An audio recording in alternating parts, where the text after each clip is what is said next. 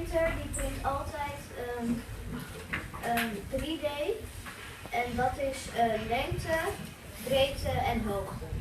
En een 2D printer print altijd in alleen de lengte en de breedte.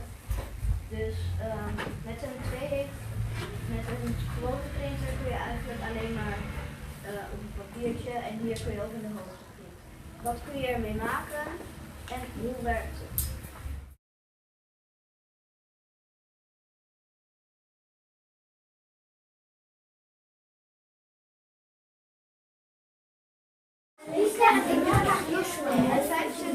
Oké, dan over de volgende twee. Maar ze zijn wel hele dunne laagjes. Jazeker. Hoe lang?